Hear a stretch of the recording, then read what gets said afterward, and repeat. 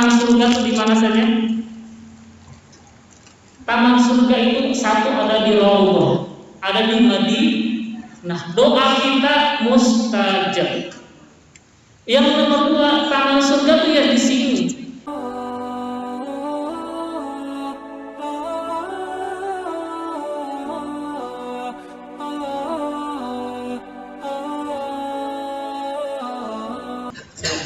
Assalamualaikum warahmatullahi wabarakatuh.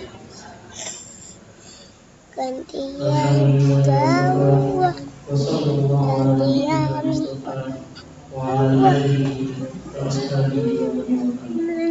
Allahumma hina wahdina waj'alna salatul mustaqim.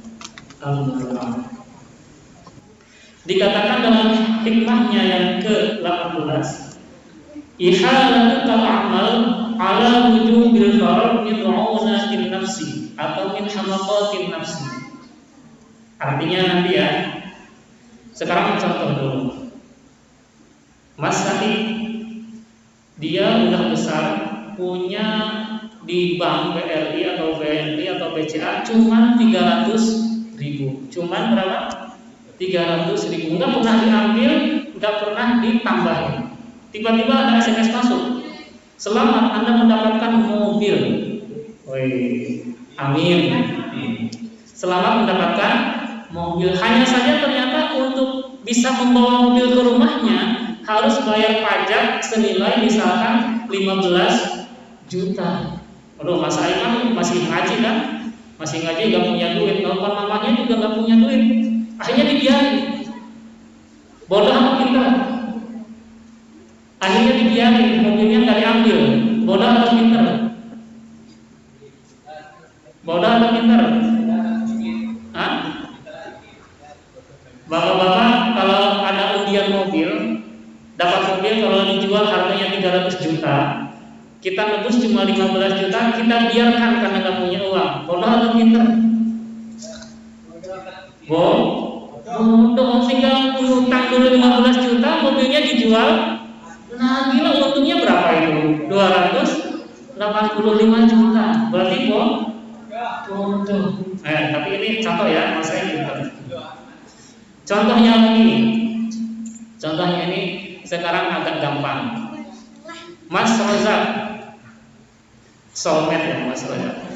Mas Rozak beli isokap, tahu isokap? Atau teh gelas lah ya. Pas dibuka tutupnya straight, ada bonus 10.000 juta, 10 juta bangkrut tuh perusahaannya, 10.000. Rozak kan anak sultan, duit segini buat apa? Akhirnya disobek-sobek, temunya tuh di pinggir Mas Farhan, nangis dia, ya Allah, kok gak dikasih ke saya? Kira-kira Mas Rozak menurut kita bodoh atau pintar? Bodoh. Dia bisa sodakoh meskipun anak sultan ya, meskipun duitnya banyak, kan kasih Mas Farhan, alhamdulillah. Contohnya lagi terakhir, contoh yang paling gampang. Sekarang corona COVID-19, semua wajib pakai masker, jaraknya pun 1 meter. Ternyata jarak 1 meter bukan hanya cewek cowok dan cowok juga loh.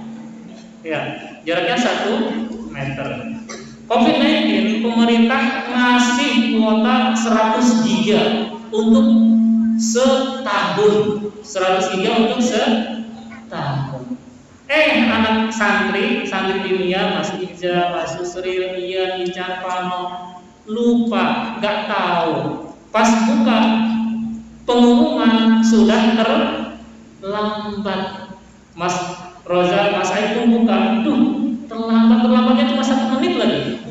Padahal kalau nggak terlambat dapat 100 giga selama setahun. Kira-kira kesel atau enggak? Kira-kira kesel enggak? Kira-kira nyesel enggak?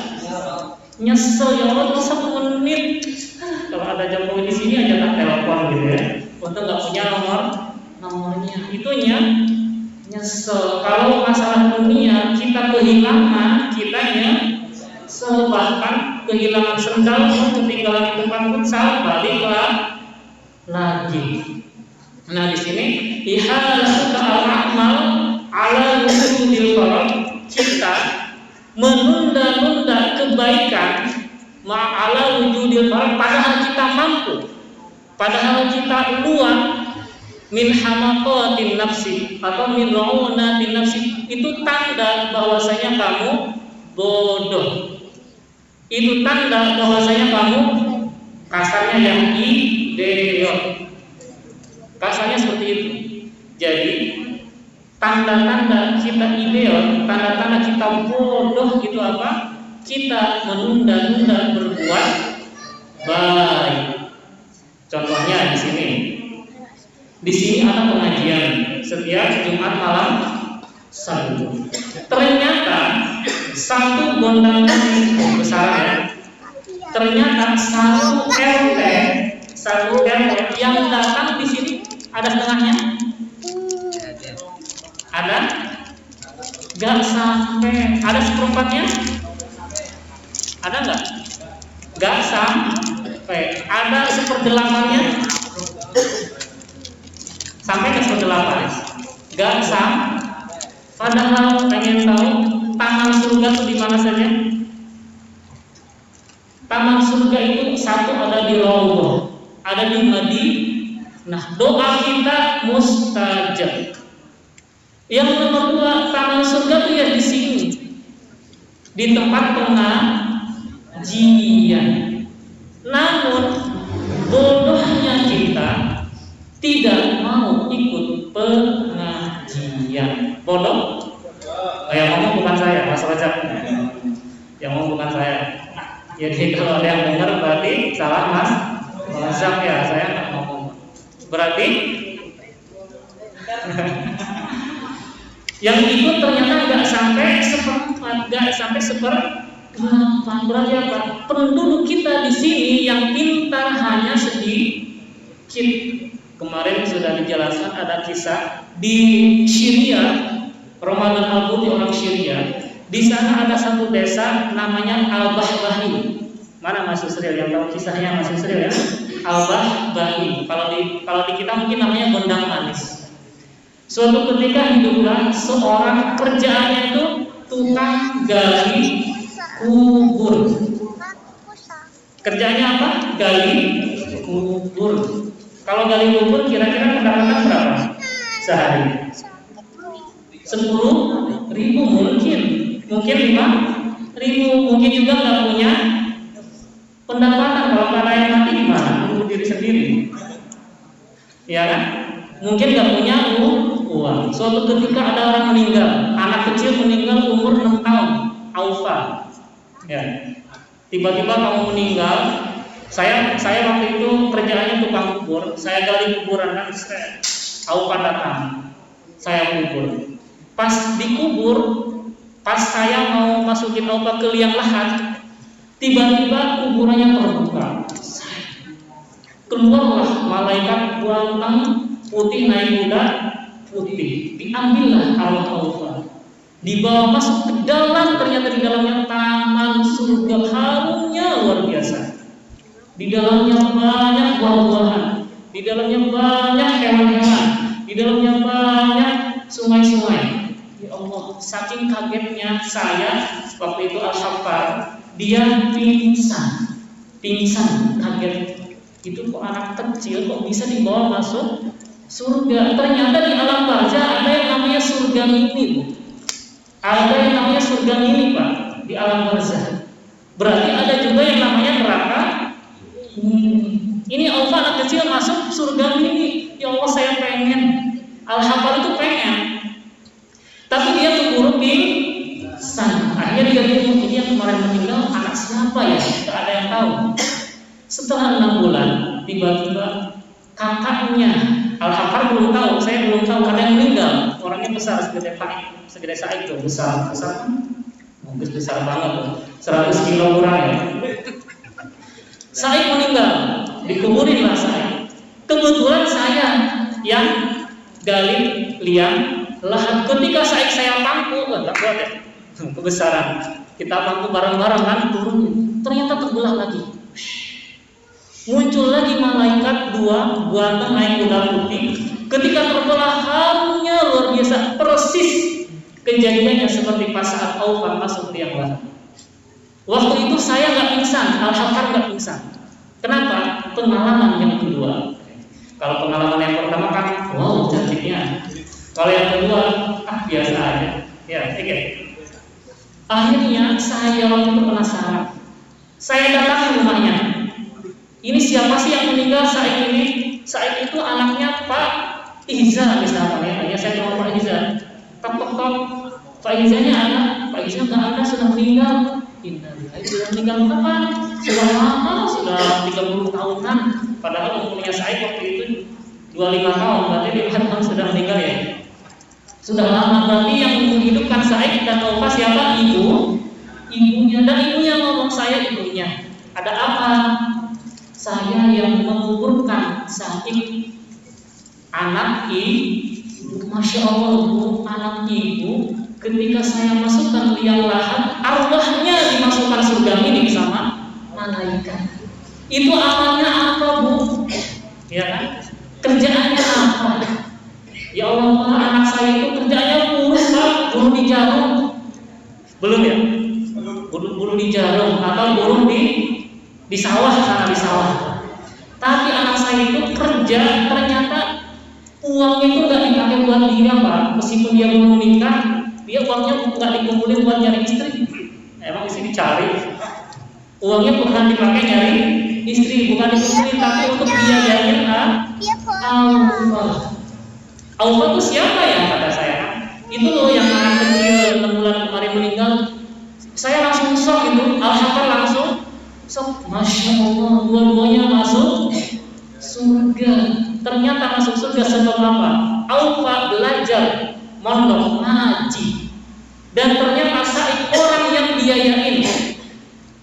Dua-duanya masuk surga. Sebab apa? Sebab thalabul ilmi. Kabar gembiranya, Pak, yang sedang sibuk, tidak mungkin kan Bapak Ibu mondok lagi kan? Tolong ilmi tidak harus mondok.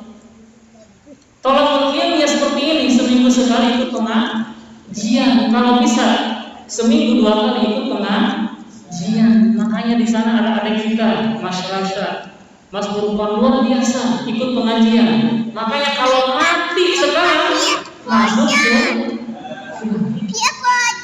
Amin ya Rabbal Amin. Semoga kita dimatikan dalam keadaan mencari ilmu, pasti masuk surga. Bahkan sekarang ini sekarang di tangan surga. Bahkan kiai saya dulu pas di Jombang ada tamu kan, wah pokoknya berantakan gitu, rambutnya itu kayak orang gila gitu kan, saking stresnya. Dan Pak Kiai, saya nggak bisa tidur Pak Kiai, nggak bisa tidur. Kenapa? Saya punya masalah, pusing Pak Kiai sampai nggak bisa tidur. Sampai udah seminggu saya nggak bisa tidur, gimana caranya? Kiai saya bilang, udah nanti ada pengajian ikut ya, kamu dengerin aja. Akhirnya Pak Kiai ngisi pengajian. Ngisi pengajian selama 1,5 jam. Setelah selesai, si orang tadi itu datang. Alhamdulillah Pak Kiai saya bisa tidur. Ya, kalau ikut pengajian biasanya kan, tuh kenapa? Ya ini surga. Makanya awalnya kan, tukut Jumat langganan saya. Ini masih itu pengajian. Makanya semoga kita diberikan istiqomah untuk ikut pengajian. Di sini ada santri diniyah, ada santri pondok jauh-jauh dari Jepara, jauh-jauh dari Pati, jauh-jauh dari Kuningan. Luar biasa, Masya Allah. Santri saya wajibkan, ada yang namanya tahajud, ada yang namanya Senin Kamis, ada yang namanya salat, ada yang namanya jamaah, ada yang namanya tahajud. Santri ketika saya ajak tahajud, ternyata yang ikhlas dari hati tidak 100%, hanya mungkin 30%. Kenapa? Ketika mereka pulang ke rumah, saya tanya, di rumah tahajud gak? Kadang tahajud, kadang bodoh kita.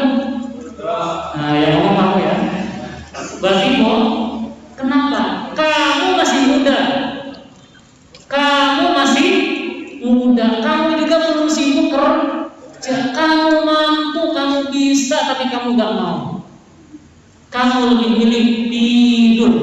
Bahkan jamaah pun ketinggalan, na'udzubillah, sampai tidak sholat subuh. Kalau ada undian mobil bayar 20 juta pun kita rela. Ini kita hanya tidurnya dikurangi dikit aja, tidak mau. Berarti apa? Ihalatul amal ala wujudil gharab min hamaqatin nas. Berarti apa? Menunda-nunda amal baik, tandanya kamu bodoh. Ntar aja tahajudnya, misalkan pasang alarm jam 4 kan, sholat subuhnya jam 4 lebih 1/4, antar aja jam 4 lebih 5 menit. Setelah bunyi lagi alarm dimatiin, antar aja jam 4 lebih 10 menit. Akhirnya sholat subuh azan, Allahu Akbar, Allahu Akbar, antar aja sholat subuhnya mepet-mepet syuruh. Habis itu balas na'udzubillah. Ada juga di sini santri ketika di pondok disuruh sholat duha ngomongnya apa?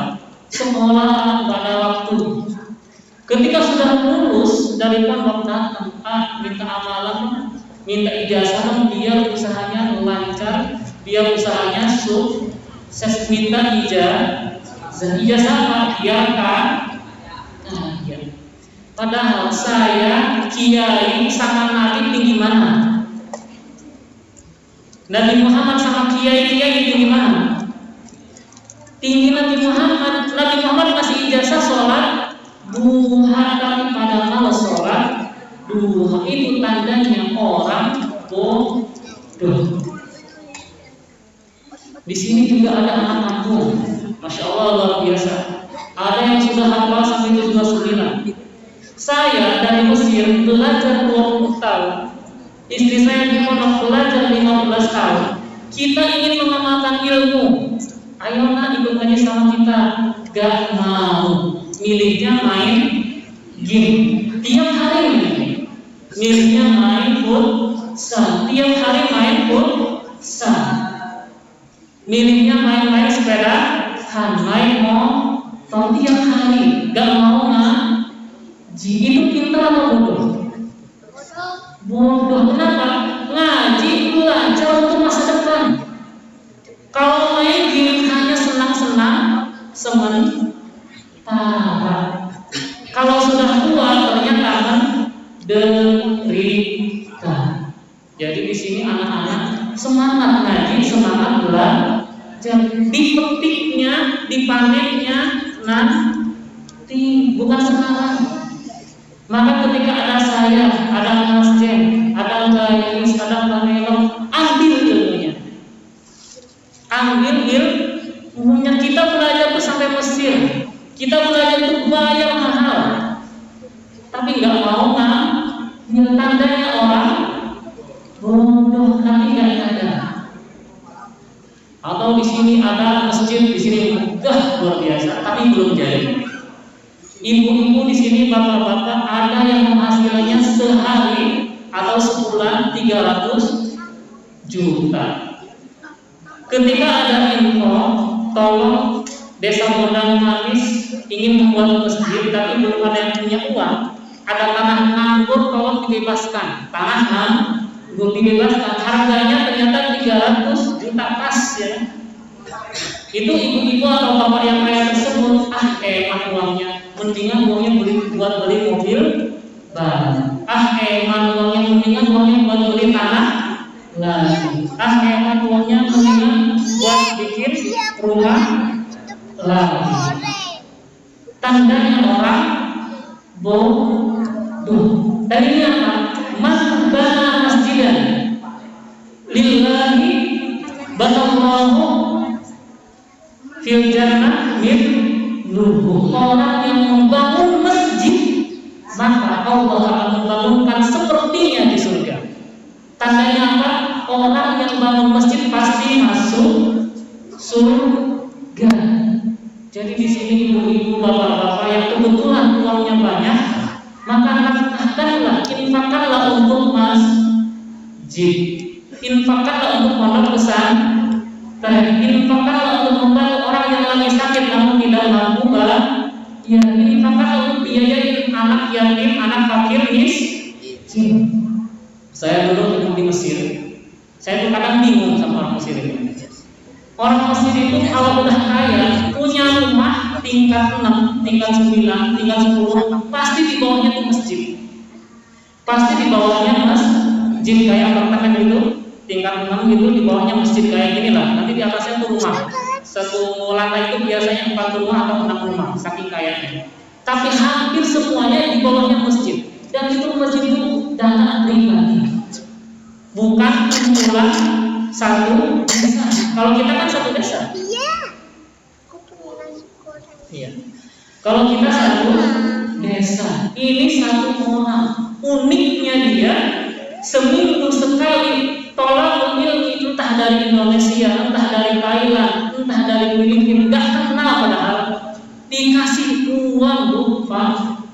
Saya langganan, jujur aja ya Pak, langganan seminggu sekali saya datang ke masjid itu dikasih 50.000.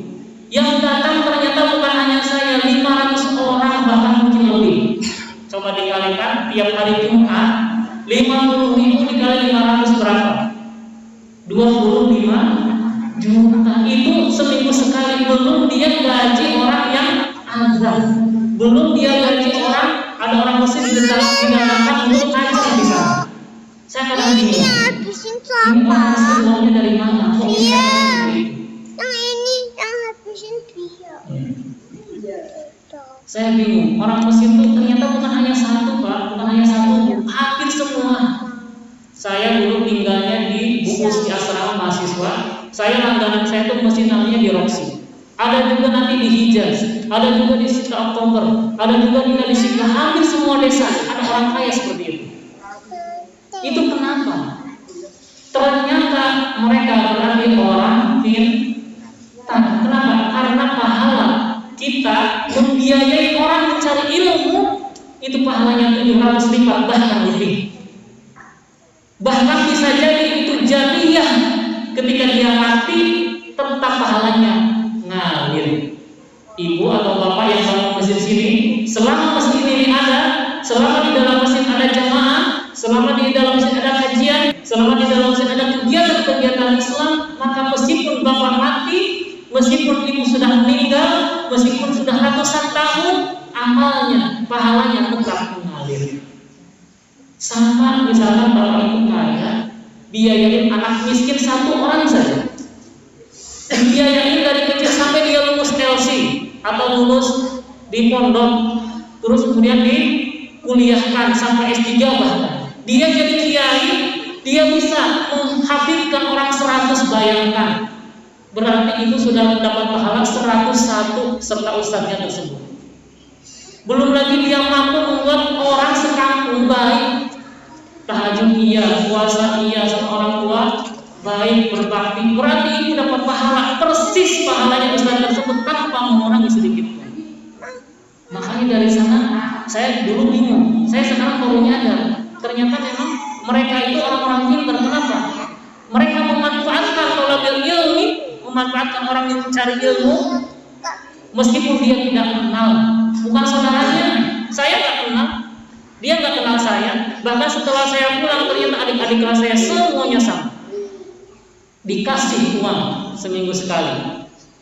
Bahkan di sana itu, di Mesir itu, kalau Ramadan, nanti Ramadan itu ada buka bersama, ada Maidatul Rahman namanya.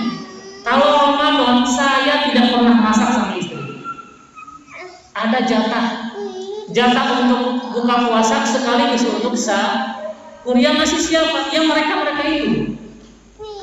Jadi sudah jadi tradisi. Maka kalau bisa kita bikin tradisi di sini. Bentar lagi Ramadan, maka mari kita buatkan Maidatul Rahman. Untuk siapa? Kalau Pak ternyata di desa sini kaya semua, ada santri di sana.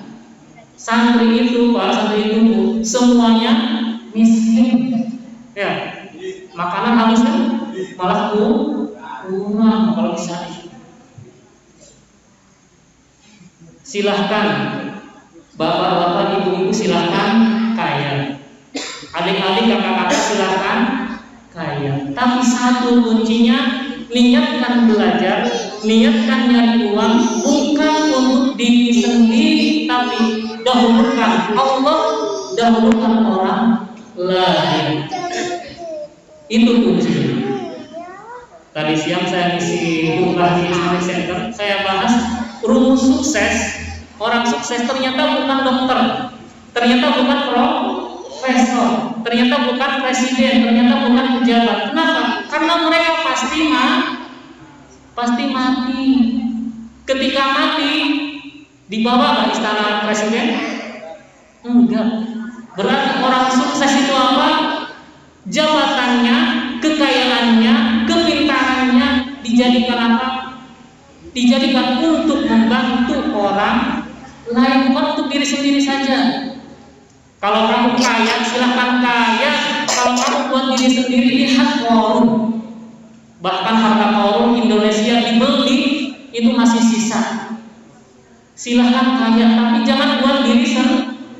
Sisakan buat masjid itu investasi masa depan, investasi anak turunan, investasi kalau sudah mati. Kalau kita pinter, Rojak, Salim, Mas Farhan, kalau nanti sudah pinter, ajarkan ilmu.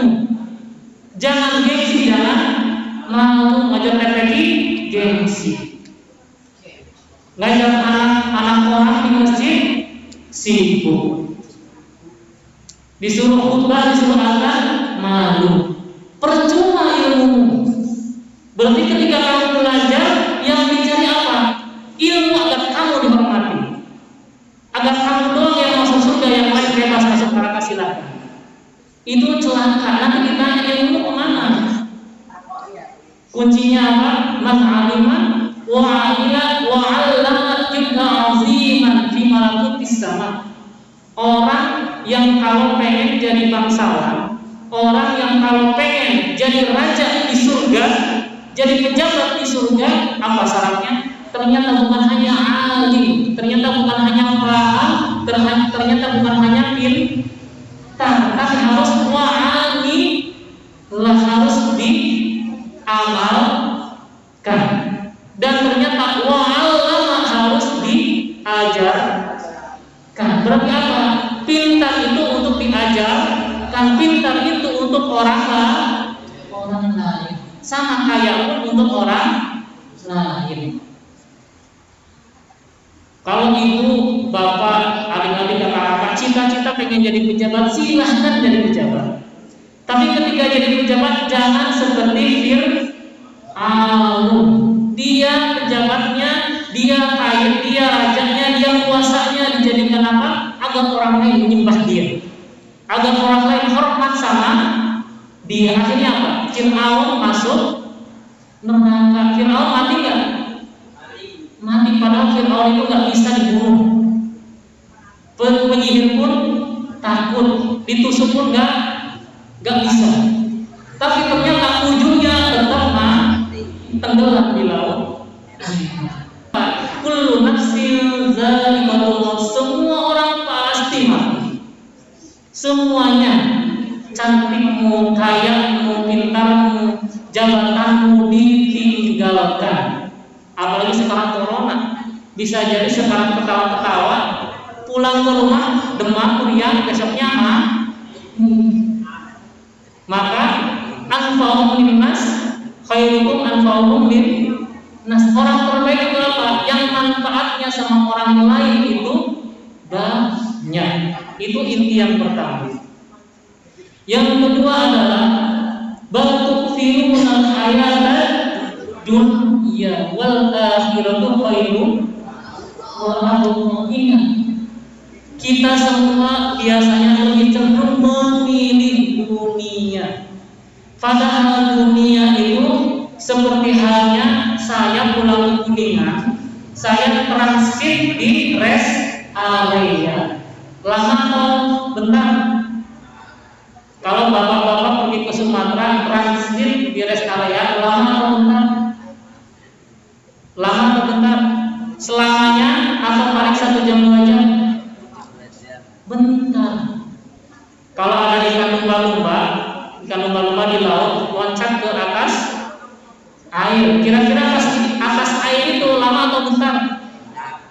Bentar. Maka hidupmu di dunia itu buktinya ada nggak orang yang hidup sampai 200 tahun? Ada? Ada nggak yang hidup sampai 300 tahun? Ada orang yang hidup sampai 1000 tahun? Gak ada. Ibu kaya, bapak kaya, kakak-kakak, adik-adik pintar, kakak-kakak, adik-adik cantik, ganteng. Ternyata hidupmu paling lama kebanyakan 65 tahun, paling lama 100 tahun, pasti mati. Oleh karena itu, ingatlah yang dituju itu bukan dunia, tapi akhirat. Jadikanlah aktivitasmu semuanya untuk Allah. Bukan hanya ngaji saja, bukan hanya infak saja, bukan hanya sholat saja untuk Allah, tapi semua aktivitas, baik makannya, baik WC-nya, baik minumnya, baik futsalnya, semuanya untuk Allah. Itu aja pengajian kali ini. Semoga ada manfaatnya, khususnya buat saya dan umumnya buat ibu-ibu, bapak-bapak, adik-adik, kakak-kakak semuanya. Wassalamualaikum warahmatullahi wabarakatuh.